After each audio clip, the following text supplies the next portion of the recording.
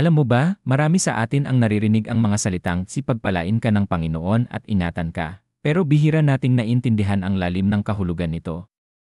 Sa araw na ito, pag-uusapan natin ang tunay na diwa ng pagpapala mula sa Diyos, at kung paano ito nakakaapekto sa buhay natin, lalo na sa gitna ng mga pagsubok na hinaharap natin araw-araw.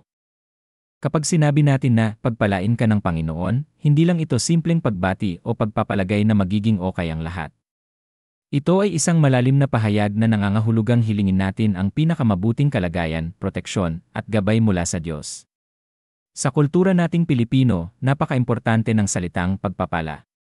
Hindi lang ito pera o materyal na bagay, kundi ang kabuuan ng buhay, kalusugan, pamilya, kapayapaan, at kalakasan ng loob. Isa pang mahalagang bahagi ng pangungusap ay ingatan ka.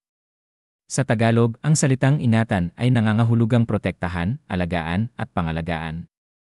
Parang sinasabi ng Diyos, hindi lang kita bibigyan ng biyaya, kundi hindi kita pababayaan. Sa mundo natin ngayon na puno ng mga pagsubok, mga problema sa trabaho, kalusugan, at relasyon, ang pag-alala na may isang makapangyarihang Diyos na nagmamalasakit ay nagbibigay ng lakas.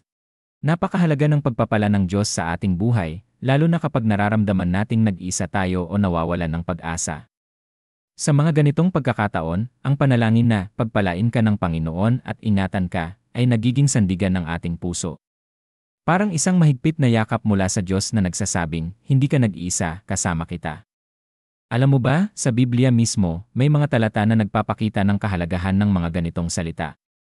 Halimbawa, sa Numbers 6:24 -26, sinabi na, pagpalain ka ng Panginoon at ingatan ka. Pag minasin ng Panginoon ang kanyang mukha sa iyo at maawa sa iyo, itapat ng Panginoon ang kanyang mukha sa iyo at bigyan ka ng kapayapaan. Ang mga salitang ito ay nagsisilbing gabay at proteksyon sa bawat araw na ating hinaharap.